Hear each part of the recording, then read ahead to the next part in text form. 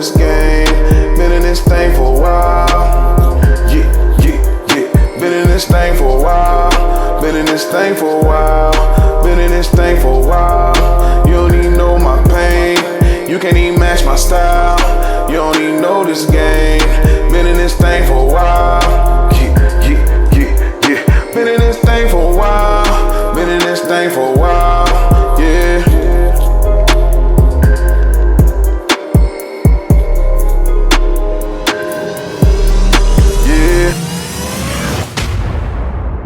All right, so listen, we headed to Atlanta. We headed to the Currency concert. I can't remember what year it was. It was a long time ago. It's You about know, I pull up to my homeboy house, and I noticed was a guy named Brittany sitting in there with her bag with some luggage. Yeah, yeah, no name, my bad. Yeah, I'm fresh out work. It's all Oh, right. but but no, hey man. So I'm sitting like that. I didn't know she was coming on this trip. You feel me? It was a surprise.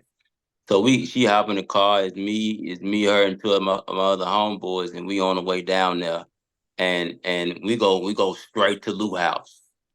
We go straight to Lou House. She In she Atlanta. said she Okay. said we going. She said she going to the Currency concert, Mm-hmm. and what she said, and we get down there, and she never made it to the Currency concert. Come to find out, this nigga Lou done created a little scheme to Yeah. get her down there. Yeah, this before Uber too. This nigga, my homie, was the Oh, first Uber whoa. driver. How did First Uber driver. how was it presented though? Like, how did he hit you on That's a? the question. See, Maurice ain't gonna let you get off with it. How did he I come at told you you. like, oh, okay, yeah, cool, we go bring her? Like, how did that They even happen? didn't. They didn't even Who, really know. who I didn't know Like, nothing. This yeah. this whole play was between him and Gal. I ain't know Well, it was nothing. between. She set the play up. I didn't know nothing either. Though. We was all in the dark, is what I tell him. All right, hold Like, on, she take me told me. back. Okay, how did y'all? I'm missing some origin. How did Okay. y'all? Okay, when was decided that we're going to the Currency concert? It's in Atlanta, right? Yeah, All yeah, right. yeah. So who's driving? Are you driving or one of the Nah, homeboys? it's my partner. I'm a young dude in the crew. It's my partner, my older partner, who was doing Okay. the driving. So And she Lou. hit him up. She Okay. hit him up saying that she wanted to go to the Currency concert, not Okay. knowing that Lou behind the scenes mastermind this whole thing. You So feel it's me? y'all That's all a know each lie. other. That's a lie, though. We That's know of each other. Nashville ain't that big, man. So we all did. I knew them. Absolutely. I all knew right. her homeboys. Hey, How it was presented to me, though, Mo, is, oh, I'm coming to the, like, because this was my home girl. We haven't even been talking that long. But she lived, of course, in Nashville. And this was probably my home girl I met before I left to go to Atlanta. So we've been talking on the phone since I've been down here. She been up and, oh, she fuck with Currency. Oh, what do you know? Currency he gonna be in Atlanta. Now, she told me, she was like, well, you know what? I'm going to the Currency show. Are you going? And I was like, nah, I don't really think I'm fucking with the Currency show. But since you coming in between going to the show and, when you leave, come holler at me. I had no idea she was riding with Jimmy and his homeboys. I didn't know that. I didn't know that at all. Okay. Hey, she didn't put in no money on gas. Nothing. What? I was broke back in the day. I was broke. We ain't had no money. Oh, we was all broke. That's for sure. Yeah, I was just getting down here. I was still just getting established. That's probably why I didn't go to the show. I ain't had ticket money back bro. Hey man, listen. She owe us Lou owe us $30 each.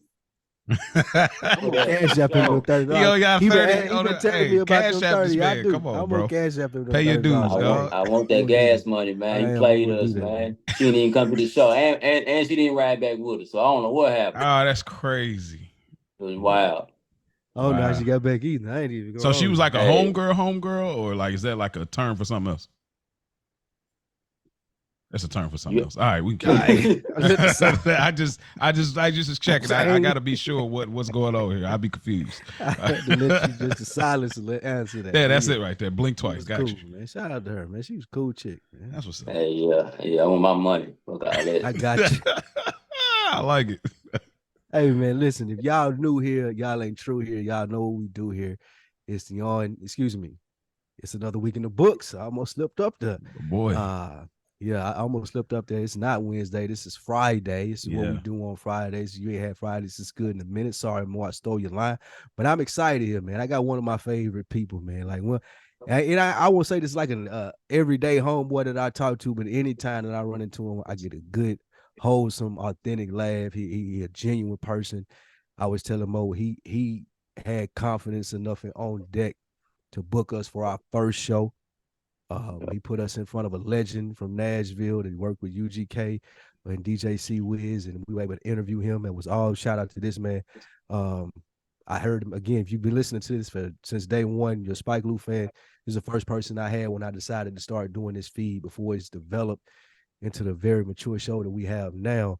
This was the first person I thought to give a call and have a talk with because just his personality, the type of dude he is, man. I respect him. I appreciate him. Jimmy, what's up, brother? What's going on, man? What's going on? Hey, Alex, I'm fresh off work. I'm tired. I've been arguing with niggas all day, so I'm a little Uh-oh. riled up. You know what I mean? So we What going you been arguing with niggas about? man. I've been arguing with the same niggas I argue with every day, man. Just them niggas is crazy, dude. We can talk about that another day. Just argue. That's all I do. Another day, huh? Jimmy, this is my man Mo. Me and Mo been doing this for a while. We have elevated conversations over here, man, Yes, and we we do. try to talk about what black men usually don't talk about. And I knew I had to get you on here when we was doing this, but just real deal conversations that we usually don't have amongst each other. And the least we want to do is strike a conversation amongst the black men out there that are listening to this. And most man keep coming back each week and checking us out. Mo, how you doing this week, brother? Man, I'm good, man. You know, just still on the day to day with the baby and everything. Just the Got a father little one life on the out way. here. Yeah, we're getting close to the 6-month marker, but doing good. I'm glad to be here. I love recording this. I really took to heart your advice last week, so I'm trying to figure out how to not let things be so heavy. You know what I mean? Trying to figure that out. I ain't necessarily got the answer, but I did respect what you said about like me being in my own bubble. So everything is so personal, like so to speak. So I'm good. We all a work in progress, man. We all a Yeah. work in progress, brother. Yeah. I'm glad I could help. Jimmy, how you feeling out there, man? All right, man. I'm all right. Busy, working hard, working on multiple projects at one time, just trying to make some things shake. Okay. As we all are, we all try to Yeah. do the show theme this week. We got responsibility to the platforms that we have. Jimmy, a comedian and a promoter. We bring people in town, get the party started. I hate that word promote. Nashville's I hate what that you go word. by? Man, I'm a producer. You're a You know what culture I mean? Like, creator? Like nah, I hate that word too. Just I like to produce events. You know what I mean? Like, yeah. I like producer better. I don't like promoter. Promoter has a certain energy to it that Mm. I don't really like for some reason. I don't know why, but it is what it is. Is it because they janky? Man, it's a lot of janky promoters and a lot of them, kind of dress a certain way and act a certain way. And Oh, that okay. ain't me. I'm totally I'm an introvert. So it's like when you hear promoter, it's outgoing and that's not me. I'm the total opposite. So You just hold on, hold on, Spike. So how do you find yourself to get into a space like that? Like if you're an introvert, you're probably more to yourself, move to your own beat. What gets you out of that spot to be able to kind of have to, so to speak, get out of that bubble to, you know, produce I these events? I I know how to stay in my bubble and do them. I like watching people have a good time. I like providing this space for people to have a good time. I'm having a good time on the inside. I'm chilling, but I'm not outgoing. You feel what I'm saying? Mm-hmm. For me getting into the space in the beginning, it was more of a business thing. It was more of a hustle until I really started tapping into my creativity and start being more creative with the events that I do. But it was really just a business move at first. give him the example of what you mean when you say your creative bag. Like tell him about Nashville's. Like what that Nashville is means and some what it is. me and my partner Delisha, like we started that, and me and Delisha we've been doing stuff since maybe 2000 and probably 15, just doing events, and I came through on the money side and just to hop on her train and we just started vibing together. But with Nashville's, man, we basically just come up with a theme like a cool little theme, and we just rock out. You know what I mean? It's like the last one we just did. What was the last one we just did? Halloween. Halloween. Okay, so when we did that the first time last year, we got this venue called Brooklyn Bowl, and we came up with the idea of we finna turn this thing to a haunted house. You know what I'm saying? So we had the money to go out and just about a bunch of animatronics, a bunch of haunted, just Halloween themed situations, big giant situations, put them all around the venue. So people walk in, it's like a whole new spot. You know what I'm saying?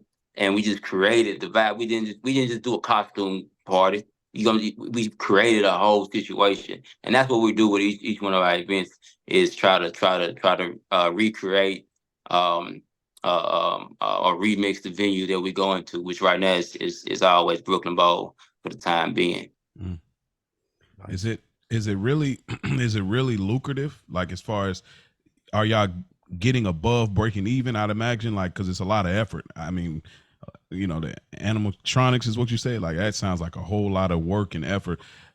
Is it really lucrative for what you do? Man, I do this for it's nonprofit. I do this for fun. Okay. Yeah. I mean, my baby mom be watching. Nonprofit. I got you. Okay. Nonprofit. Yeah. Hearing that, then Jimmy, like, well, as serious as he is, and that's his comic style, he make you like he throw that in there to make you remember that he funny. He throw that in there. You got to see him live, Mo. I think you appreciate his comedy, man.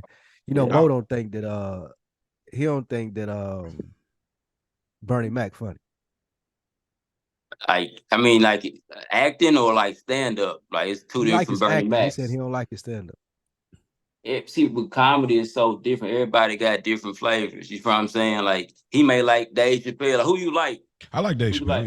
Yep. Dave. Yeah, so like tell that's him who your boy energy. is. Tell him who your boy is, though. Who you told me. Corey Hope? That wasn't my boy. That wasn't my boy. Don't try to bag no. Now, I Mo. said tell he was funny. That's not my boy. My boy is. That's your man's, though. No, so I said Arnaz J is funny, like his older stuff when he was younger. Not that older when he like a grandpa, like, but when he was younger. I told you were like gonna guess. Tony Roberts, I thought he was really funny. Nah. Stick on the Arnaz J. I said Tony Roberts as well. Like, bro, Arnaz J. Don't you put Arnaz J in the same conversation with Bernie Mac and David Chappelle and them niggas. Like, I'm telling you, like, Legends is funny, and you was like, well, Arnaz J. Arnaz J is a legend too. He might not be in the same tier though. Like, we ain't gonna he's a very, when it comes to physical comedians, yeah, he's in the top. He's in the top. You know what I mean? But like, he's funny. He's made me laugh when I was a child, but as an adult, I'd rather go listen to Ricky Smiley. You know what I mean? Yeah. Stuff. You feel me?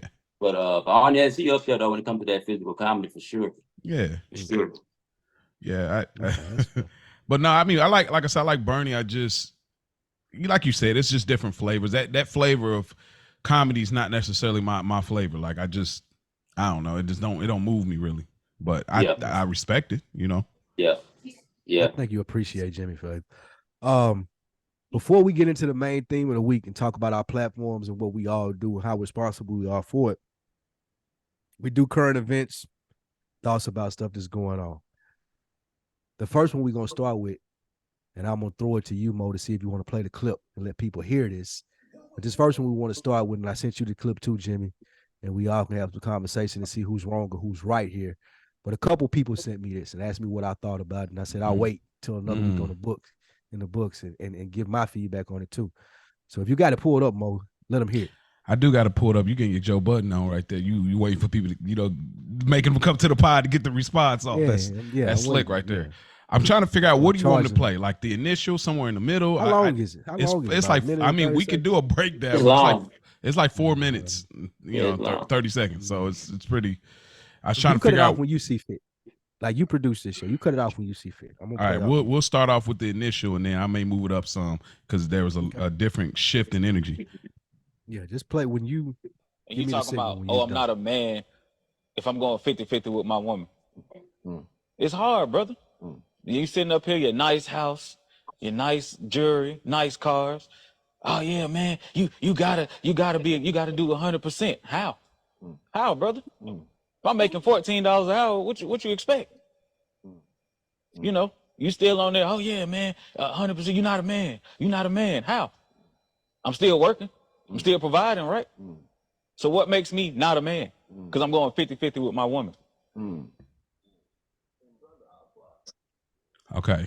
Let me play a little bit more of the clip. We'll let a little bit more of it rock. Here.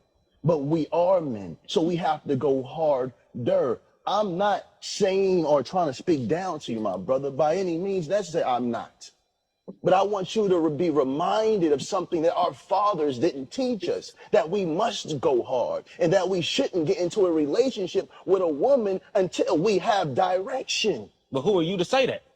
A person that cares, a person that loves you, a person that's been in your shoes and understands how it feels when we can't give our family what they truly deserve. We have to go hard. Now, give me one moment. I've been in your shoes. And when I was in your shoes, I stayed in my lane. I lived where I lived. My woman didn't work. She nurtured to the children till I got this. And I'm trying to give you the cheat code. Do what you need to do so you can feed your woman. And while she's nurturing the children, she can also nurture your dreams and your goals. Okay. It goes We've on been a down little. this road a little bit before, Mo. Yeah, we have. Keisha was on it. Yeah, shouts out to my Keisha. She'll be back. Shout out to my It goes on a little further. He kind of, I don't even know do you know who these people are? Like I do not know these brothers. Okay. I know the Yada dude, the guy whose house it was. I'm familiar with him. What is he dude do? that had the tracksuit on, or is that the other dude with the Yeah, brother? he's like a first he started out like a herbalist, Dr. Savvy type guy. Now he's venturing off into this. You know what I mean? You know how stuff. Yeah. How it go. That's just how it go. Yeah. Which one the dude you talking about? Is it the dude with the dreads or the other? No, he talking about the one in the tracksuit. Yeah. You can tell he's established. But so the conversation for another week in the book listeners, it's basically like what makes a man. We've had obviously masculinity conversation. We've also had the what was the other one that they were very close but a little different. We talked about manhood. So we had two different conversations on the same coin. The conversation is basically they're going back and forth about what makes a man. If I don't provide more, if I can't basically let my woman step down and take care of the house needs and the children, and I do all of the providing, that doesn't make me a man. The other gentleman that is established says, no, you have her working half and half with you, but she's also doing all of the other things. Mm-hmm. So you're not a man because she's basically going half and half on bills and she's doing the housework. So what are you doing, so to speak?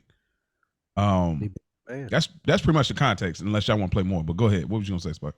I think that the dude, for people that are listening audibly, there's a guy with dreads and a guy with the tracksuit on. So I just refer to his dreads and tracksuit moving forward. I think that my man with the dreads was thinking that he's being a man. Like, I'm letting my woman fix me food and I'm doing what I can to provide, making $14, $16 an hour, as he said. But I don't think that he's been given the information as dude in the tracksuit was trying to give to him. It's like, bro, that ain't enough. And I think we get comfortable sometimes as black men feeling like just because I ain't on no ignorant shit, just because I ain't cheating or doing no street shit, I can do almost enough and she need to respect that. Like, that almost seemed like where little buddy was coming from with the dreads. Okay. Like, bro, like he was acting like $14 to $16 an hour was his max out. Why can't you get another job? But he was acting like I can go work these $14, $16 an hour jobs and it still need to be dinner on the table when I get back. My kids need to be taken care of. Like, in what world is that like, how do you make that right? Like, dude asked him, like, okay, what about your girl though? Like, what about her? She working too, 14, 16-hour job, but she coming home cooking and doing all these other things. So, like, are y'all balancing household responsibilities? Does that make you less masculine because you got to wash dishes and she cooked? Or you got to change diapers? Like, you feel like you don't have to do that because you're the man? Those are the conversations or the things that I would have loved to ask my man with the dreads. What you think about this clip, Jimmy? I think it's fake, first of all. You think it's a skit? Yeah, I just don't trust none of that type of stuff on online at the moment. But just for the sake of the conversation, like the definition of a man, like you can't. It's hard to. It's so many different definitions. You know what I mean, from different people. We really can't pinpoint it. But as far as what he was saying, and he making $14 an hour, and he still, you know, they doing going 50-50. Like if you making how old? First of all, how old was this man? This man looked like he was in his 30s. Like he's 30-year-old. Yeah, he look like Yeah, he ain't a like young dude, right? He yeah, about Yeah, our at age. least late 20s. yeah, like you bullshit. You need to sell some drugs or something. Like it's too many ways So, to make some money, man. And another thing, like it didn't say if they had children or not. If they mhm. I had think he said they children, had kids. I think he said they had okay. kids. Well, hey, he need to definitely sell some drugs because you making $14 an hour, and she, what I mean, together they making $28 an hour, and and she got you got daycare, you got all this, like they broke, you know what I mean? But as far as him being a man, you can't say he's not a man. You know what I'm saying? You can't say that to anybody. Like, man, you're not a real man. Now, if he wasn't working, he was just laying up on the couch, being a baby boy. All right, so you can't call no man. You can't. He's still a man. Mhm. He still. I'm sure he still protects, and provides other than money. You know what I'm saying? Yeah. It's more than providing is more than provision is more than money, Mhm. time. Especially with the children, that means a lot. So if he had two jobs, he's taking away from his time with the kids. So but the other dude's point, yeah, he's making good point, but he's coming at it from I'm rich. Mhm. It's hard. It's easy to say all that when you rich. You know, but me personally, in an ideal situation, I would want my woman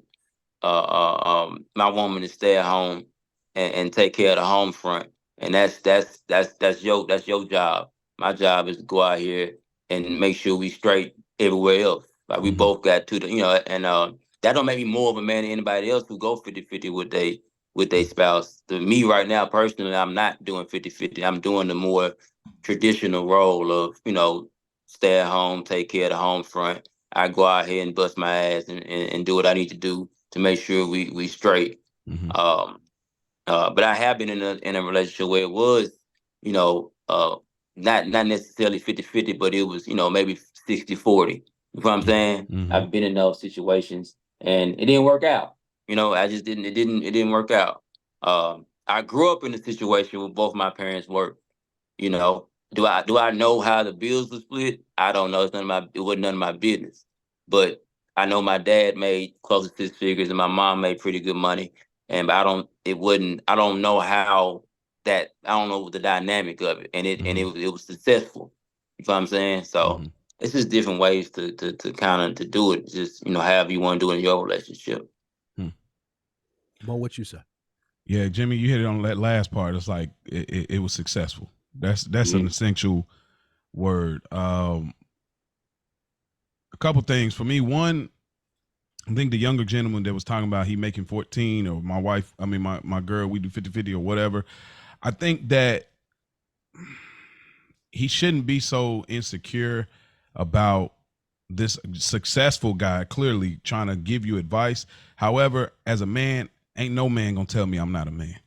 I don't care who you is. I don't care what you got. There's not a man that's going to tell me I'm not a man. If I come home and my wife looks at me and knows he's the man of this house, it don't matter. Dude allowed him to get too much off of him. So it speaks to his insecurity of you don't fully, like Spike said, you're not really putting the whole effort in because you probably could go harder, but you content with how things are with the 50. Well, really not 50-50 because she's doing all the homework. So it speaks to his insecurity. So because everything the man said was valuable information. I don't agree with him saying like because I can provide that makes me a man, and because you can't provide you're not. I think that's small minded because I think it takes more than I can leave the cave, come back home with food. I'm a man. Now it takes more than that. I'm a husband. I've been a husband for a long time. I've been a father for a long time. It takes more than that. However, he has some good points. The gentleman that had a problem with the $14 an hour kept saying like, but who are you to tell me that? you already thinking too small-minded, because it's like you're not even hearing what he's saying. You're not even asking the right questions. You're so insecure about where you are at this moment in life. You're saying, but who are you to tell me? That's all he kept saying. Who are you to tell me? But who are you to? I'm a black man who's providing for my woman. Who's doing the same thing that you want to be doing. Who's doing, he's saying, I've been there. I care about you. I'm not judging you. So I'm telling you, yeah. So both of y'all said the same thing there. It's like, who is someone else to tell you you are a man? And I agree with that point. But what I would throw to you, my rebuttal to that to you guys would be, so what if he framed it differently? What if he said, okay, man, and again, y'all don't know him the same way. What if he said, well, you're not doing enough, brother? That 14, 16, that ain't enough, my nigga. Like, I'm telling you, as a man who wife don't got to worry about kids, cooking, doing all the home shit, and going to work every day, I'm telling you, as a man, that ain't enough. Do you take that differently than you do a nigga saying, you're not a man then? Nah, I mean, that guy probably gonna take it because he was already, insecure and a little sensitive. Mm-hmm. But yeah, I mean, it's clear he wasn't doing enough. If you satisfied with $14 an hour as a grown man with kids, we got other issues. But like like Mo said, he wasn't asking the right questions. Like, man, hey, what can I do? Point me in the right direction. We know jobs is hard. We don't know his education level. You know what I'm saying? So jobs is hard out here. It's hard out here. Mm-hmm. So it's other things they can be, he can do, but he wasn't trying to listen or learn. He was trying to he was defending himself. He was on 10 like soon as dudes started talking. That's why I'm asking. We much more level-headed over here as we talk, and that's why I was wondering to y'all, like, if a nigga, let's say it's a different scenario. Let's say it's not even those two niggas. Let's say a nigga, one of your homeboys is talking to you, and he listening to you like, damn, I got this, that, and the third going on, bro. Like, I'm stressed out, worried about this, and he replied, your homeboy replied to you and be like, hey, bro, you ain't doing enough. Yeah, I ain't even gonna hold you, my nigga. Like, I'm looking at you. Like, me and you go out and kick it. I can afford to go kick it on Thursday night. You know what I'm saying? Randomly, because I ain't got to go to work Friday. You do. And you calling out because we went and did this. So now you complaining to me, you want to borrow this, that, and the third. What if your homeboy looking at you and be like, hey, bro, you're not doing enough? Yeah. Are y'all gonna take that differently? I think I hate to get into technicalities, but verbiage is a lot. It means a lot. I think instead of saying you ain't doing enough, flip it and say, hey, you could do more. You see what I'm saying? Like that, he would have got. They say catch more with honey than salt or whatever the phrase is. Well, that's a good point, right? So you could say the same thing, but flip it. Like, say, instead of saying you ain't doing enough, say, hey, you could do more, bro. All I'm telling you is, like, the heart that you got, the passion you got for your woman or your homeboy, or if it's that guy, the passion you got for what you got going on, you could do more is what I'm saying. Because I think that you have that fire, desire inside of you to go harder, bro. I think you can do more. Looking at you, how passionate you are in this moment, I think you could do more. There's just a way to do it. Sometimes you got to take that route too, because I always say results are not really produced until negativity comes first. Like, that's what I can't tell you how many times somebody said something negative and I took a chip on my shoulder and that brought the best out of me because of that. So I'm not saying it's not necessary to come at somebody in a certain way, like, wait, what are you talking about? And then you be at home like, I can't believe this nigga said blah, blah, blah. But it will produce something out of you. So I'm not saying it's not necessary. I just think in this instance, you could, once you've seen this dude all passionate, he's stuck on the same line, that's when you say, okay, flip it and say, what I'm saying is I think you could do more. Take it off the man thing, because who are you? He's right, though. Who are you to tell me I'm not a man? I agree with y'all on that. Who are you to call me a man? Like, bro, like, that's crazy. I agree with that. Yeah, that's crazy. You feel any differently? That was a good flip. Yeah, That's a good pick. You feel any different though, Jimmy? Like, if you feel like a homeboy came at you in that way, like, do you feel like they need to flip it that way, or y'all tight so they can say you ain't doing enough? Well, me personally, like, I've always grown up around constructive criticism. I played sports my whole life. I've had coaches. I had a father. You know what I'm saying? So I ain't sensitive. Okay. You can tell me I'm bullshitting. You can tell me I'm not doing enough, and I ain't gonna take it the wrong way. But that's just, he probably wasn't raised in that type of environment. I've had these strong men in my life, my whole entire life. So I got homeboys now. One of them, Lil Larry. You know Larry Lou. Like My he guy. don't That's my guy. sugarcoat shit. Nah, he don't.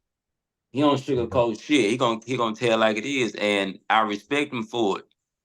I respect him for it. I don't take it the wrong way. We may butt heads every once in a while, but like he mean Larry, he mean good. You feel me? Larry done told me a lot of shit in my life that a lot of niggas wouldn't dare tell me. Hey, I tell you, I swear to God, he has 100%. hey, Larry, real nigga, man. I shoot somebody for Larry, man. Larry, real dude. I fuck with Larry. Yeah, that's a You that's a need real those. You need genuine those dude, around. man. Yeah. He one of the most genuine, good-hearted dudes you gonna run across. It's an acquired Mm-hmm. taste. I ain't gonna sit here and Man, act like it's not. But he hey, one of the most like if you fuck with him, like and he fuck with you, that's one of the most genuine, Hmm. real-hearted dudes you you ever ain't meet. gotta like him, but like he gonna tell you the Gotta truth. He ain't respect, gonna yeah, lie to you. 100%, bro. Gotta He gonna respect. like, yeah. I hope he listening to this. I hope he hear this, man. Man, I'm Just gonna tell make him him how much listen I to it. admire him, man. Fire. Yes, sir. I fuck with Lil Larry. Absolutely. All right. That was good, man. So if you take anything from that, I think Mo, you made the greatest point, man. Like even if you got to flip it and be like, bro, it ain't that you ain't doing enough, it's that I know you could do more. You can do And people more. have told Yeah, me that before. Absolutely. Yeah. And that's what we yeah. need to do. Those are the type of conversation we need to have amongst each other. And you I see you out and here, you my a nigga, I see what you're salesman, doing. so you know those techniques. Yeah. Yeah. 100%. That's why I said it was great. Yeah, Yeah. you nailed it. That's 100% what you would tell somebody when you're trying to convince them to buy. You don't put it in a negative light, you put it in a positive light. Versus like addressing their fears, you address some motherfuckers who've been successful with it. And let's go from there. So 100%, that was dope. So if you guys take anything from this, take that from it. Before we move on to me tossing it to Mo, him going over how he came to responsibility to the platform as a theme of the show, there's one more thing that I want to address. Maybe two, depends on how time is doing, man. I don't know how you guys feel about Saucy Santana and DJ Academics, but I might want to ask y'all about that when we get to with this. But before we get to that, man, we talked about this a little bit on deck this week.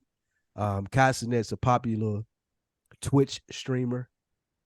He's having a long 7-day straight stream, all access. You can see him for 7 days straight, no break or whatever it may be. Kai Connect, Castanet, whatever. I'm not sure of his name.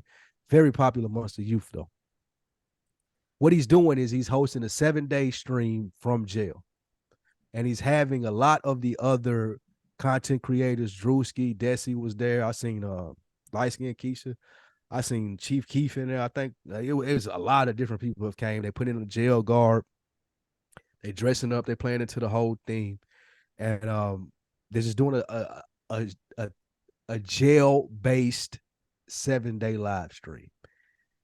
And me and AB talked about this on deck, and we was trying to like we older. I'm damn near. I'm 40. I don't get it. I don't get the appeal to doing a jail stream. So maybe people younger than me can tell me. Maybe people who fuck with him personally can tell me.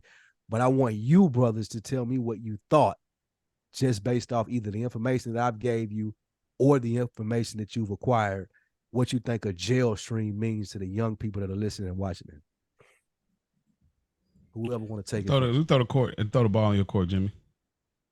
Man, listen. Have you seen it, Jimmy? You seen it first, right? Yeah. I've seen. Yeah. I mean, it's. I've laughed at it. You know, it's entertainment. Like we screwed up, man. Like it's we going downhill fast. Like as far as we just everybody fucked up. So let's just get that out the way. But as far as with what he got going on, man, he's 21 years old. He's a child, and he making millions.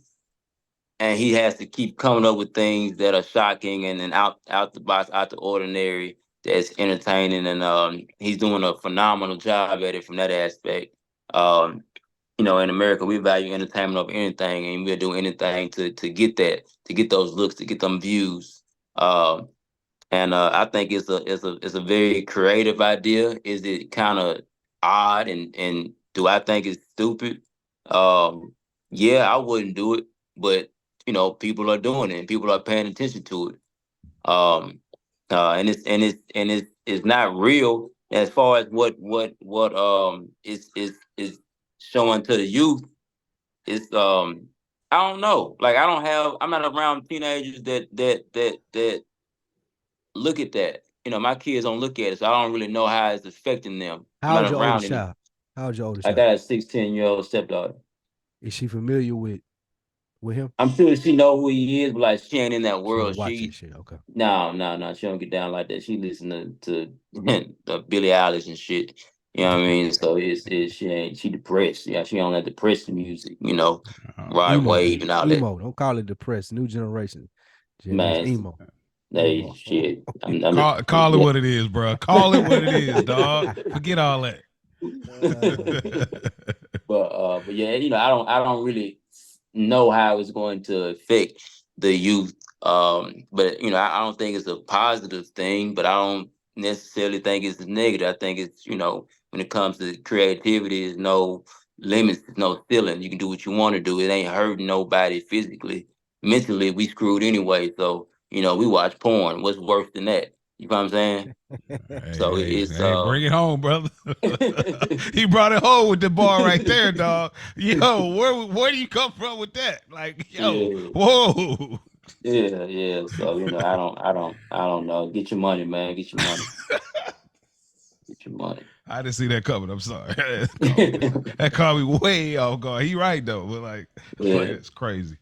Nah, that was a part right there. It's like, who are you? Like, let me preface this. Like, again, I mean, I'm just another black man, as most of us are. But man, I just gotta be honest. I mean, 21 or not, this is cooning, bro. All right, it's flat out cooning. Like, I'm gonna be. I'm the youngest. Get off my lawn guy, because it's like, this is cooning. This is not cool. Like, bro. I'm not gonna get. I said I'm not gonna get on my soapbox this episode, but it's just like, I just get tired. I can't say it enough. Our culture. This is why I feel like, Spike, there's a deeper thing. We talk about like why we watch more shows that are not necessarily black, because it's like this is what we label as our culture, bro.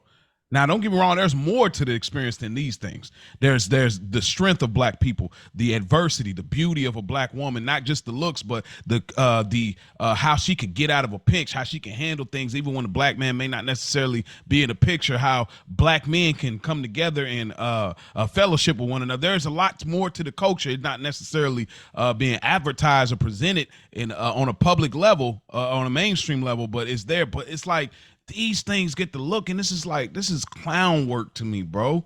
I can't say this is clown work. Like, I'm so tired of us. Like, we get high. Like, this is not cool. Me and you been to jail. This is not cool. And a moment of transparency, I was able to, a lady at my church asked me, could I visit her grandson? And he was in jail. I didn't know him at all. He didn't know me, but I was able to go see him and actually talk to him for about 25 minutes. And I'll talk about that maybe a little bit more when we get to responsibility. But like, this is just whack to me. It's like, you got a good situation, but it's like, we feel like to fit in, we got to do these type of things. This is not creative.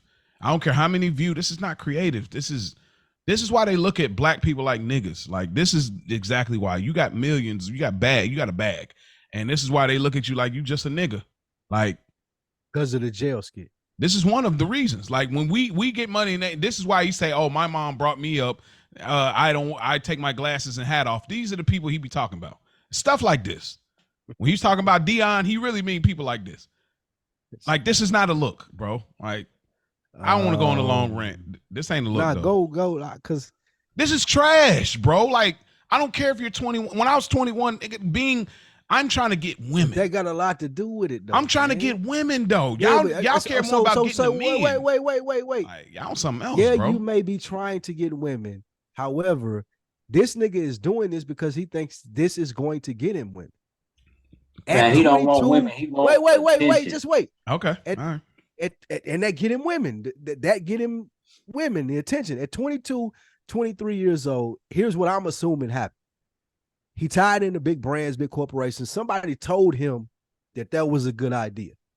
Hey, man, you should do a jail, whatever it may be, because you did the whole shit in New York. You caught a charge. Motherfuckers in jail. Like, whatever they think about black culture, whoever the white person was that brought him this idea, I don't think that he created this in the lab. So I'm not going to hold him responsible for that as a 22-year-old kid. I ain't going to do that. You seem to think different. how many music videos have we seen where the setting was in jail? In You know what I jail. mean? How Okay. many movies have we seen where the setting was in jail? How many? You know what I mean? Like But that there's a ain't just lot of black that. people though. I And understand I'm that. addressing what Mo said. That's Italians, that's Mexicans. We I see all understand type of that. But movies with like different type of people in jail. it's money. It's money being made. It's all Right. in the name of entertainment. But now Sure. we shitting on this kid who's doing the same thing everybody else did. We didn't shit on 50 Cent when he done the 21 questions video in jail. We didn't shit on none of that. But we shitting on this kid. You know what I'm saying? Do I Now, think it's Jimmy, bullshit? me and you saying the same thing. I don't think that this was that this was his idea. So I ain't gonna shit on him for this being a jail setting. I don't think that he really is old enough, has the maturity enough to explain, hey man, this is why I'm doing. I promise you, Mo. Like you giving him way too much responsibility. I don't care that he got 17 million Twitch followers. That don't matter to me. What matters to me is I know he's a 22, 23-year-old black kid who wants to be successful, who probably seen his family struggle. So if someone who's signing the checks for him tell him, oh, this jail should be a good idea, he ain't gonna dispute that shit. He don't know what type of power he got. He's a He gamer. don't know that. Is he a gamer? That's what he's just a streamer. What is a streamer? Is somebody, they sit on Twitch and they do different shit to make people come to their stream. Okay. Like he had a 24-hour stream with Offset. They had the camera running for 24 hours. Him and Offset sit there and did goofy shit. People present him with ideas. I feel like the support of his team. Okay. He said, okay, yeah, that'll be great. But being that he's 21 years old, he wasn't, he not like you, Mo. He's not 30, bro. Spike, we're not doing that. We ain't doing that. He's not gonna be the type of nigga to be like, well, what were the people who watching me think are in jail? What were the people who watching me think about me being in jail? What type of images portray? Bro, he's 22 years old. These kids are smarter. They're smarter than us. They're smarter than us. Is he gonna tell the niggas is signing his check? Nah, I'm good. Spike, I don't want to do smarter this than I us. think So you it's know bad for my community. I don't think they smarter than us because they don't have the same experiences we got. They don't. They're not wiser. They're not wiser. You wasn't smarter than the person that was telling you shit that they've been telling you. No, I say was this all the time. Yeah, on this I was. Podcast. You weren't. You were you not. Were too. You were too. Listen, I say this all the time on this podcast. Jimmy know Dro. Dro dad probably was the worst nigga ever in presentation on what you niggas should be doing. And nigga drove a bummy car. He wasn't fly. It wasn't nothing that nigga could tell me when he tried to stop and talk to me to be like, nah, you need to do this to be successful. But now that I'm 40 years old and I go back and think about the conversations that I had with his dad in his front yard, it's like, oh, that nigga was really putting me up on game. But it wasn't presented in the right way. These people that are telling this little nigga to do the prison shit, to do all this dumb shit that we think ain't cool as 40-year-old black men, but they don't give a fuck about as 40-year-old white men. They present it to him in a way that got all the sparkles, all the flashing lights. Nigga, you gonna get a car from this. You gonna fuck bitches from this. Your streaming count is gonna go up from this. It ain't one nigga in his ear that's telling him, hey, bro, but this don't look good for black people. It ain't one nigga, I promise you it's not one nigga around him that's making a good case for him and telling him that. So at 22 years old, Mo, who you gonna listen to? You can roll your eyes all you want to, bro. But think about it 22 years old when a nigga was trying to tell you shit and how you was looking at them. Bro, everybody go ahead. You're not gonna turn down several thousand, not several $100,000 or $1 million to do a fake jail. If somebody presented you, hey man, here's $700,000, I want you to act like you're in jail for 7 days. You're not turning that down. There's a lot of people I know ain't turning that down. It take a hell of a dude to turn that type of money down. Yeah, and I agree, it is cooning. There's a lot of motherfuckers out here cooning. Oh yeah, but like that's $700,000 to coon. It's not even coon for free. You know what I'm saying? So it's like that's Talk about it. You know what I'm saying? So it's just it's a bad look, but it's so many bad looks out here. Yeah, Sexual a bad look, but we jamming that shit. You know what I'm saying? That's cooning at its fine. No, you're right. You're right. You know what I mean? So it just all we can do is either not look at it, keep our kids away from it, or ignore it, or bob out to it. It's one or the other. Yeah, you're right. I mean, if he probably won't ever come across, but if he do or somebody around him, like Kai Sinet, look, man, I'm not mad. I guess it's just like, I just want us to be able to like, you remember like, this is super classic, but like, you remember like there's some clip from a minute ago, like LL Cool J doing some like ad for some group, some company, but he had on a FUBU hat or something like that. Like how he flipped it and like, oh, I got y'all. Like, you know, I just feel like if he was going to sign up for something like this is like, and again, I get it, you know, 21, but here, Spike, I think what I was trying to say while you were going through is like, yes, he's not wiser than we, you know, but he is smarter because the evolution of humans, that's how it goes. They are smarter. Just I feel like statistically by what they're exposed to, they're smarter. They're not wiser because they have the lack of experience. So I'm not expecting them to be wise. I just I will scale back a little bit. Okay, he's not a gamer. So I will say, okay, in the context of what you do, you're just like almost like a reality star for Twitch. Yep. Okay, fine. You got that. It's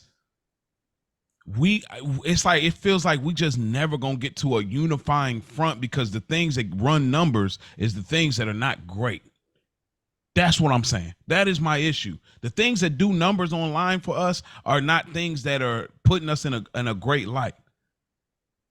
That's my problem. That is going to always be my bottom. I'm going to always have issues with this. I'm going to always have issues with certain lyrics, certain things that our black women are doing in the mainstream hip hop or whatever. I'm always going to have problems because things that are getting the look in mainstream are not things that I can champion. And that's going to always be my issue. Black man, get your money. Okay, you got it. Now, so what are you going to do after this? What would you tell like, let's say you talking to Sexy Red. Yeah, I think that's what you said earlier. What would you tell her when she was like, bro, yeah, you're right. This don't make us look great, but my mom broke, her mom broke, my kids struggling. They told me if I did this and I was going to make more money than I ever made in my life. Yeah, sell your soul. I mean, so that's what's going on. They selling their soul. What do you tell her? Like, and you're right, Jimmy, that's selling your soul. But how do you convince her that, hey, man, what you're doing is more detrimental to more people than just your immediate family than it is if you don't do it? What Jay-Z how do you explain that to him? Jay-Z said, get rich and give back. Like, you can get your karma back. I can't help the poor if I'm one of them. Jay-Z said, I can't help the poor if I'm one of them. So it's like, it's just, you know, it is what it is. I don't know what I do if I'm presented with that type of money. You know what I mean? I talking about life-changing, generational changing money. I know like what I would do. I'm cool right now. Like, I don't mind working. I don't mind working. What I ain't gonna do, I ain't gonna bend over backwards for no bullshit. Cause I have knowledge of self. We talking about people who don't have knowledge of self. Yeah, true. Sexy Red don't have knowledge of self. Hey, that's why I got you on the show. That's it. That's it right there, Jimmy. Exactly. So it's too late for me to do some cooning shit. I wish I would. I wish they would have caught me in 19. Goddamn, I've been out here. Yeah, you would have. Hey. Yeah, you would call me early. You had me. Like you would have caught me in the scope for sure. It's too late for me. I got to get it out the mud, the righteous way. But like, yeah, it's we you know, these are, when we say kids, that's a child. Like Sexy Red, maybe like 25, 26. She has zero knowledge of self. Yeah, for sure. Zero. So it's like we can't fault them. You know, let them do what they do. That's one of the important things about this show. And that's why we do this. And that's why I come into that conclusion, like what you said, Jim. Me, I wouldn't. Nigga been like, all right, man, you've been doing this for years and years, and I give you $1 million if you go do a jail live stream. I just couldn't do it because I do have knowledge of self. And I know that my brand is way more important than even though it may not be worth $1 million right now. I know that I wouldn't even feel comfortable by myself coming to talk to Mo every week, having people like Jimmy on. Like I wouldn't feel comfortable with myself going to do what Cassinet doing. But I'm not 22 years old either. I'm 40. Mm-hmm. I know who I am. I know what I present to people. I know what I'm trying to accomplish, and I know what's important and what ain't, and what way more than it don't. So when we talk about, hey, I'm gonna give you $1 million to do this, like, nah, bro. Like Jimmy just said, I'm comfortable working, bro. I've been working my whole goddamn life. I've been working since I was 14 years old. Things ain't really as bad as people make it. You trying to sell me a meal? You trying to sell me a quick way to get it, bro? When I've been grinding for it all my life. Mm-hmm. So if it means selling out or doing something that's beneath me, nah, I'm not gonna do it. Mm-hmm. I ain't gonna tap dance. I ain't gonna get on the table and rap my song in front of a room of white full of mud. Like, I ain't gonna do that. Mm-hmm. It just ain't me. And I ain't judging the motherfucker that's 22 to 23 that's doing that. Like, you do that because you ain't got to the point that I am at 40. Mm-hmm. But just know shit come with that. Mm-hmm. Yeah, I just, as a concluding statement, it's just I remember being young. I've done dumb stuff. That's how I ended up in jail a few times that I did. So I'm not saying dumb things don't happen or decisions are made. All I'm saying is that it's like I remember still having a conscience enough at that age. It was like rolling with some dudes. I'm like, oh, y'all about to be on some type of action. I'm like, I don't know, bro. I don't know. That don't. I'm thinking about it. I'm like, I don't know. It's like, even if they were like, okay, you do this for a day, a 24-hour stream, I could see that kind of floating through. But you telling me 7 days, I just couldn't, but to each his own. Black man, again, get your money. I just want more for us, but I get it. That's what they're doing. That's why they're reaching down, the industry. They're reaching younger because they know they can get this type of behavior off, the influence to keep us treated like second-class citizens. That's the real bigger picture, is those that are behind it, the manipulation, the poverty that we go through. And so the opportunity that comes our way, we got to take it because we struggling, I can go on all day about it, but it sucks. But I'm not judging him for it. He don't care. I know he don't care about my judgment. I just, at that age, I wish you'd just be like, maybe how about we bring a contribution to take a little bit, like, well, how about I start off in jail and I come out and then we, create something after that, but it is. I ain't even gonna hold you. I wouldn't even do that, bro. Like, as I was thinking about it, it's so much other shit that a nigga, like, bro, you can meet me at a train station. Like, we do some skits around train shit. Like, there's so many other things that we could met at a grocery store. Like, it could have been an airport. It could have been any other thing that we could build a theme around, but you niggas decided to make it jail. And again, I'm not holding Kai Cenat responsible for that.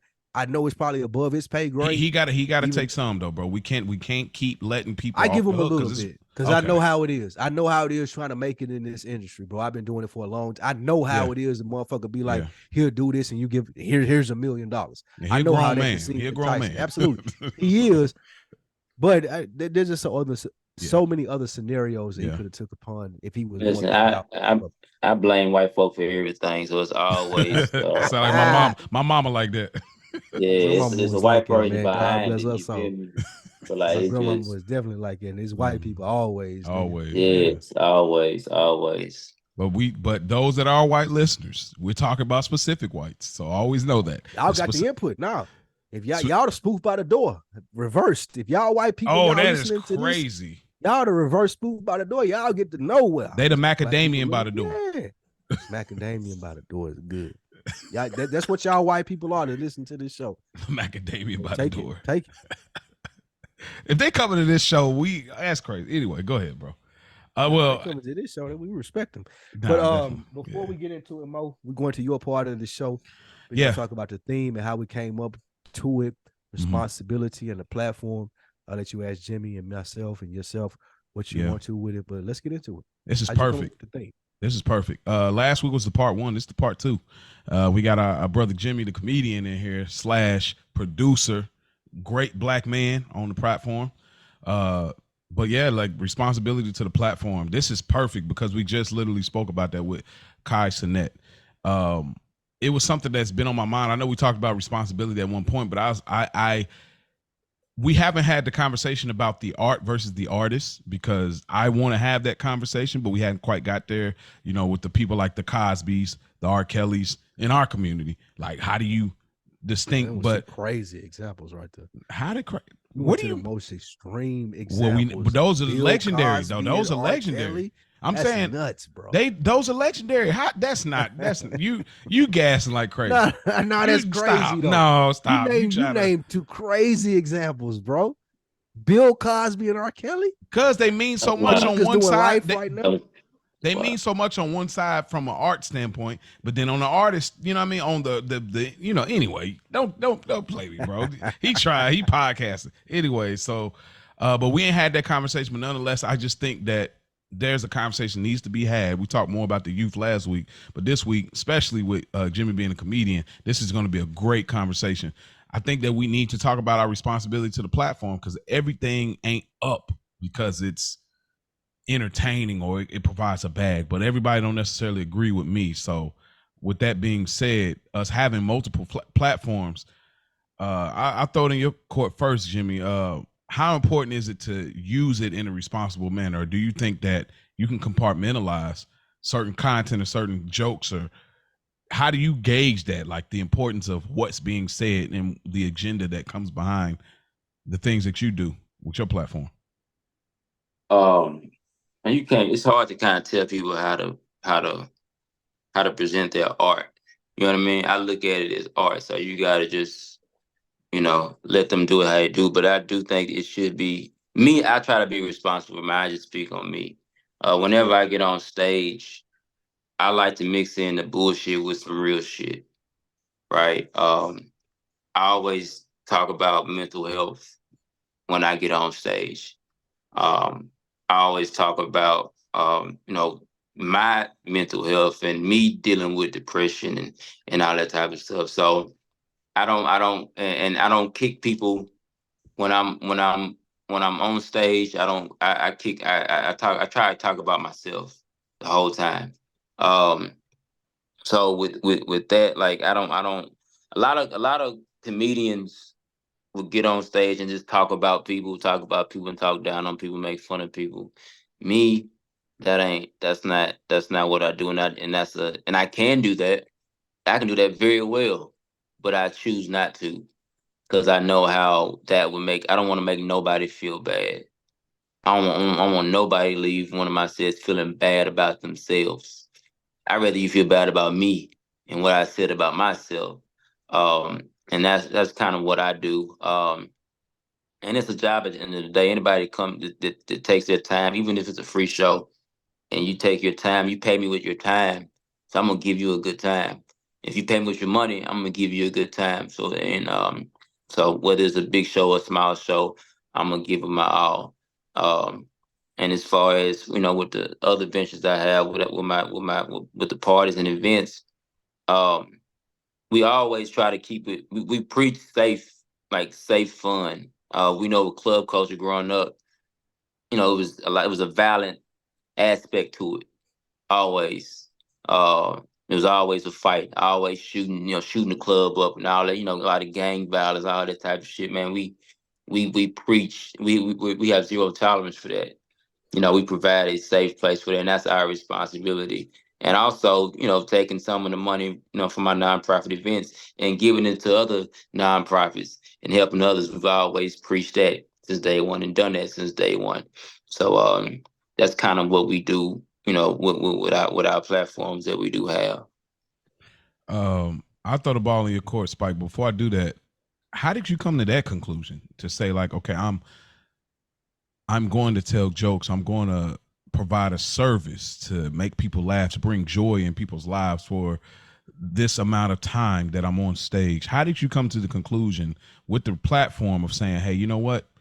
I'm going to make it about me? Because it's one thing to say, I'm going to make it about me because I don't know how to get on other people. It's another thing to say, oh, I can get on other people, but I'm intentionally. I know you say you don't want to make people feel bad when they leave your show, but where in your thinking said, hey, this is the route to go? How did you get to that part of it? Because I just think I just think it's funnier to be, to just talk about self. And I know myself and it's all truth. You know what I'm saying? So I think the truth is always funnier. And everybody feels some type of way about themselves and is scared to talk about themselves. You know what I mean? So I talk about that shit out loud. I don't hold that. I don't hold it in. So that's kind of how I came in. A lot of the comedians that I like, they kind of that was their route. They talk about themselves and how ain't nobody perfect, and I'm gonna prove to you how I ain't perfect. You know what I mean? I'm no better than nobody else. I'm fucked up. Yeah. I'm gonna show y'all how messed up I am. Yeah. Like I said last week, I'm raggedy. Straight up. Spike, but how do you feel about it? I mean, I know you were, I've listened to y'all a long time ago when y'all were doing the radio joint before it became a podcast. And I noticed that your tune had changed over the years and even up until now with the responsibility of knowing who you're speaking about and the things you're speaking about. how has that changed for your responsibility to the platform? What was the change? First, before I get to that, I want to say that Jimmy was a naturally funny nigga. Like, I didn't know he was funny till Twitter. I'm sure he got a lot of feedback. People saying that, man, you funny on Twitter. You need to do this professionally. I'm sure that was No, part of the origin. It's not. nope, nope. I know that's why I first discovered that you was funny on Twitter. Yeah, nah. Like old Twitter though. Yeah, Like nah. way It before was. I was a wild dude. I was a way wild before. dude. But it wasn't. It wasn't. That wasn't. Comedy is just something I've always enjoyed. Um, just Comic View. I grew up on Comic View. And my mama loves comedy. My dad loved comedy. So it's like it was in me. And like I said, I've always been a funny. I knew I could make people laugh. I'm naturally a funny, silly dude. But it was just I said I want to give it. I need to do. Honestly, I knew I needed to do something. I don't want to serious us out, but like I knew my dad was sick. You know what I'm saying? So I was like, I gotta find something to do to keep my fucking mind going before I lose him. Because once I lose him, I ain't got nothing to do. I'm gonna lose my mind. So Mm, that's what forced me into comedy. And mm. that's when I've been doing it ever since for like with 2 years strong now.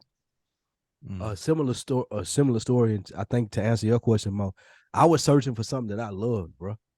Like nothing really gives me the satisfaction that I do, like having these conversations. Whether it be on Tuesday doing sports, Wednesday doing hip hop, this doing real deal like life conversations with you, or talking about the Sopranos. I can relate to what Steven's saying is like, I needed something to latch on to because nothing really gave me the fulfillment that I needed from conversations or from the people that I met that did with this. So I realized I need to start taking it serious when I got that feeling. Like it's a lot of shit that I do. It's like whatever. Like I don't give a fuck, bro. Like I don't care what you think. I ain't trying to hear your feedback. Like I know how to do just enough of it to get by and to make it look good, but I don't really give a fuck about nothing else that you talking about. Except for with this.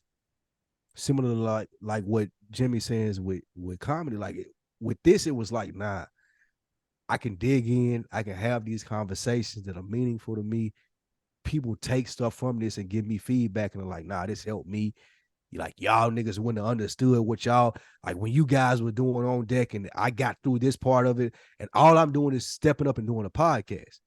So like I started to understand how real this shit was when people started giving me the feedback, like, nah, yeah, y'all niggas is better than okay, we doing some hobby fly by night type shit. I need this shit every Thursday. I need this shit every Friday. I need this shit every Monday. That's when I started taking it serious. Like, okay, I need this shit too. Like this shit mean more to me than the stuff that make me the most money in the world. Like I can go to work and make more money than this, but that shit don't mean nothing to me. Like there's nothing about that means like, oh well, because I'm making a lot of money, I love it. And like, no, that shit is trash. This right here is where I get the most satisfaction from in the sense of you, Mo, our homeboy Rich, even Jimmy. Like reaching like us having conversations, like when people are like, nah, bro, I heard what you said about this. I agree or I disagree with it. Here's why. And here's why I respect you enough to be like, I'm gonna bring it to your flow and make you defend what you said. That shit mean the world to me, nigga. Yeah, man, I feel it. I feel it. Yeah, I when I was doing this before with the homeboys, like I spoke about when I didn't have no equipment, I was on the phone and it sounded terrible. But we was with my bros, like we was just doing it. Man, bro, I was just saying anything, just going crazy, trying to be Joe Budden. You know what I mean? Like not really taking responsibility. Like I don't care. I'm thinking there's no nigga in the world that'll ever hear this. Like I don't care. Like I'm saying whatever I want about these celebrities because in my mind they're not real people. You know, I wasn't taking responsibility at that point over the platform. But as I've grown older and been married longer and have real relationships and embrace being a grown man, when that clicked, I'm grown. Like, you know, because a lot of men, it don't click for a while till you realize one day, it's like, bro, I'm grown. Like mama ain't gonna save me. You know what I mean? when that clicked for me, I had to start to be more responsible with like, okay, you got to be intentional with your words. What are you saying? What are you on? So it's funny when we had my on here a few weeks ago. Rick hit me up like he was genuinely interested in what I've said. Like he thought I felt like, bro, you know what you were saying? Like, bro, you going like, no, I'm very intentional with what I say. I know what I'm saying because I respect the responsibility to the platform. So when I say something and it seemed wild, trust me when I tell you I thought about it. You know what I mean? So I'm very intentional about it, and I realize the severity of it, and I take it very serious. That's why I'm just not willing to do anything for a bag. That's me. As Jimmy said earlier, knowledge of self. It's like that's me. I don't move that way. If I can't miss what I never had. So for me, you can't really move me with some numbers on a piece of paper. I get it, but you don't move me that way. Like not me. I may be the one by myself, but that's me. But furthering this conversation, when we talked about it, like in our culture, like I know you kind of let Kai Sinet off the hook a little bit, but like when do we start? And this, I throw the ball of your court, Jimmy, but like when do we start like holding people accountable for it? Like it's like okay, and in regards to our support, when do we hold people accountable for like being responsible for like the platform? And I get movies do these things, certain things, but we don't have to support that either. But like when do we start to do something about what we support? I mean, there's nothing we collectively can do. We can, but we not. You know, we just gotta do it individually. Like I choose to not support certain things because I didn't like what they said or what they stand for. I do that myself. It starts with self. I don't shop at Walmart. You know what I mean? I don't shop at certain spots because I don't I don't watch certain channels because it promotes the bullshit. It starts with self. I don't think we'll ever get back to how we were back in 40, 50 years ago, where we collectively moved as a unit in a large scale. We ain't getting back to that. It's too much individualism that's been pushed these last 20 years.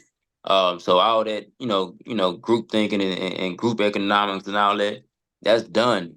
You can forget all that. So we just got to do what you can. I mean, just you decide not to watch it. Like I'm not watching it. They ain't getting my view. That's all you can do. It's nothing else you can do. We can rant and rave about it all day, but we ain't finna get a million people collectively to stop doing something. Like as black folk, we can't get a million of us to stop doing something for longer than 3 or 4 days. It's not gonna happen. Do you feel that? Do you feel that?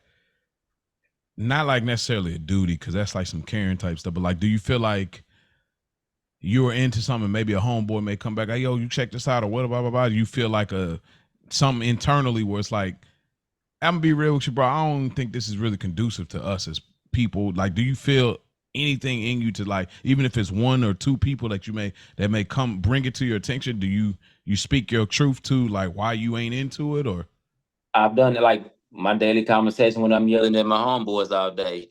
We had the conversation today talking about like reality TV and Zeus and all that shit. I stay far away from it, and I give my reasons why I stay far away from it. That's what you want to watch. What you want to watch on you. But me, I'm away from it. It's all nonsense. It's all low vibrational bullshit. Yeah, I stay away from it, and they would agree to this low vibrational bullshit, but they want to watch it. Yeah. So Okay. all right, it is what it is. I gave the example as far as like my one of my exes used to watch, Housewives and all that bullshit on VH1, and I had to show like, hey man, that's tapping into your subconscious. You may not know it until. Oh, I didn't know it until we get into an argument and she started arguing like them. You want to do shit like that? I'm like, you oh, expecting the same thing that they got. yeah. So it's like, all right, bet. So it's like it's very detrimental to watch that shit. But like, all I can do for me, it's not, and people will pay attention to me staying away from it, and it may rub off on them. Okay. That's all. But you can only take care of yourself. You can't worry about nobody else. Everybody else gonna do what they want to do. So you don't feel any need to say anything and let them do what they're gonna do, or you just don't say anything? No, I've definitely I've said it. I say it one time, and I'm gonna show you. Okay. I'm gonna show you a million times. I Okay, stand on what I said. Yeah, I'm Okay. done with that. Okay, Like, got you. Show you a million times mean like Yeah. when you send this in the group message, I No, ain't fucking, I yeah, don't no, know no what action. you talking Like, about. I got don't you. even respond to this. Okay. Mhm. I'm Because about that's how like you that. do, Mo. Yeah, no, that's what I that's how said. you I was do. like that. He's my kind of guy because I was exactly. Yeah, like, I 'cause just I'm wanted in to a see group, if I'm in a group text with Mo, and Mo like, I don't know. What is this? bro. Yo, Y'all Rich y'all hit me. niggas on Twitter and Yeah, all bro. this I shit. don't Like, even what have is this, Twitter. though? Like, I I don't have to even know go what into this the is. browser. Like, I don't even like. Rich was like, he was like, bro, it's crazy, but he was like, I'm trying to get to that level, like in certain aspects, as far as like not really being tapped But into. okay, cool. So both of y'all on the same page with this. Let me ask you this, and I know we're running long, and we'll get out here in a minute. How beneficial is it for you guys being on that level? Like, I ain't really trying to tap into it if it brings down my vibrational whatever. What about the people who want your opinion on it, who respect your opinion, who know that you are good people and are good dudes, and they are tapped into that? Like, how do you guys influence them in the sense of like y'all paying too much attention to that without sounding preachy, without like feeling like you're doing too much? Okay, It's wait. preachy when you have to keep repeating yourself. I just say what I say, and I'm out. Like, and hey, we ain't got to talk about it no more. You feel what I'm saying? Like, it's just I'm not watching that shit, or I'm not eating that shit. I'm not doing that shit, and I'm out. You feel what I'm saying? And I'm gonna show you. Like, I'm not. It is what it is. I don't bounce back and forth on shit. I kind of stand. I pick a We side ain't and got I to keep stay talking there. about it. We ain't got to keep talking about it. Yeah. Yeah.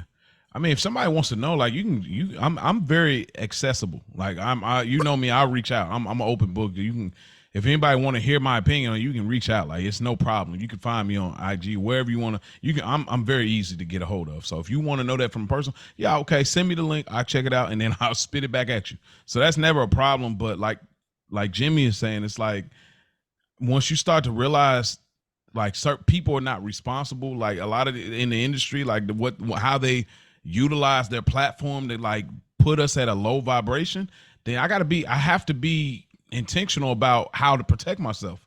Like we talked about it, content consumption. We talked about it in the previous episodes. Like, you got to be intentional about what you take in, because everybody say, "Oh, this is what's going on." You ain't seen, bro. I don't have to follow you, dog. I don't have to get on your wave. I ain't missing nothing, nigga. I'm dope. Like, that is my whole thing. Like people get so caught up. If I'm missing out, I'm not dope. If I'm missing out, I'm irrelevant. If I'm missing out, I'm old. I'm off the wave, bro. I don't feel that way, nigga. I'm dope because I'm me. Like, that's how I carry myself. You're saying I got my own thing going on over here. Yeah. People who fuck with it. Yeah. It makes sense. It make me money. And if you don't like it, like, I don't know what to tell you. There's other options. So, but That's fair. yeah. That's nah, what that's it. I think that's a great place to end it on. That's a great place as far as what we're talking about. Like, if you don't like what I'm talking about, bruh, there's a lot of other avenues for you to find out what you're looking for. This ain't it. Well, can I say this? This is gonna be our ending statement, Jimmy, Spike. This is however you want to say it, is however you want to say it, however you want to put it. This is what makes this show what it is.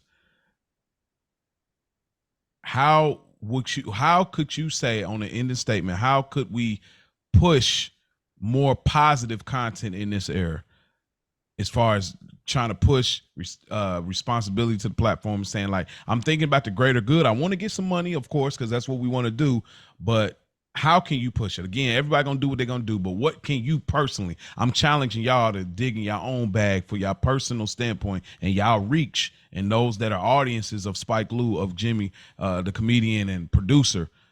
What can you personally do to continue or try to push positive content in a world that necessarily doesn't do that, especially in our culture? Mine would be, I'm being realistic. I ain't chasing no bag. I'm not selling you no courses. I don't give a fuck about how you make your money. I'm being realistic about the things that I talk about and how it affects people that look like me, people that talk like me, people that are brought up like me. That's my bag. That's what I do. That's what you Like do. what Spike Lee do is like this is for people who are looking to find that way without having to do all the extra shit. So. Okay. What say you, Jimmy? Man, what was that question again? I'm sitting here worried about my son. He's too quiet. Oh man, I know that. Oh my God, I know that. Well, let me hurry up and get you out of here because I know that feeling. Real quick, just to repeat the question, like, what do you think you can do? Again, we know everybody's gonna everybody gonna do what they're gonna do, but from you being Jimmy, the comedian / producer of events, what do you think you can do to continue or even start pushing positive content to hopefully spread and people catch on and do their own thing from it? What do you personally think you can do? And this is just a challenge for yourself. Oh man, I just keep doing what I've been doing. When I find something that I think is beneficial to people, whether it's their mental health or physical health, I'm gonna first show you this what I'm doing, and I'm gonna show you how I'm doing it. I'm gonna show you where I got it from. I've always been that kind of guy. Like I've been vegan for 10 years. I've been on Shouts herbs for out to 10 you, years. man. I'm You hear me? vegetarian, so So yeah, so it's yeah. like I lead by example. You know what I'm saying? And I show people what I don't have no, I don't like to hoard information. You know what I mean? Or hoard the plug. I'm gonna show you and share Facts. whatever information I got. And if it's about, if it brings me peace and brings me money or bring me money, I'm gonna share it. So what I'm saying is up to whoever to catch that and do what they want to do with it. But like, yeah, I just continue to lead by example and be me, and continue to gain knowledge of self, and be the best person I can be for my family, my kids, and my friends. I like it. And that's great. Like being vegan for 10 Give some years, important thoughts, Mo. that's Try to fire. back out Just of this without give us some important thoughts. yeah, just yeah, I just think, man, look, I think we always got to look at the large picture in the words of Loaded Lux. You know what I mean? Some people that know the battle rap, they know what's up. But no idea what you're talking that's all right. I got some stuff I'm gonna sing you and Rick, so don't even worry about it. But look at the large picture. You know, I think that again, I get it. At some point, you got to think about yourself. We do so much for others, and we neglect ourselves a lot of times, so we don't care. But at moments, you got to take time for yourself, but you got to think about the large picture. Like when I go places, I look at myself, I'm representing Black people. I always look at that. That's me. Everybody don't look at it like, nigga, this is just me. I don't care about how they look at everywhere I go, my job, at the store. I don't care. When I want to represent us well as Black people. I want to be the example of like, oh, he's different. He's not like the rest of them. And literally not all the rest of them, but like the ones they specifically mean, just like white people. So it's like, I'm always trying to be that. So I'm always thinking about the greater good. I don't know if in my lifetime we'll ever unify, but I'm doing everything in my power to try to create that element where we can bring brothers on like Jimmy, bring brothers on like Rich, all of those that we say, yo, let's unify and let's do what we got to do to be responsible for the greater good of us. We can unify and do fire things if we see the big picture. If we doing things like promoting jail and prison, then we're letting them win. And I don't want to do that. I get we need money, we need the help. I get it. Everybody getting money in different ways, but there's a bigger play at hand, and I just pray and hope that at some point people start to see that. But everybody's young and they got to grow. So nonetheless, I say that look at the large picture, bro. The large picture is like, what can I do to unify us as a whole as Black people? It's a heavy responsibility, but nonetheless, I'm willing to take it on. I implore each and every one of our listeners to do the same that are Black. Very well put. Very well put, my brother. Jimmy, I appreciate you coming on, brother. Full circle, one of the earliest interviews I said that I did with this feed. So people who've been checked in for a while, they know you did a great job. Yes, sir. Yeah. Appreciate it.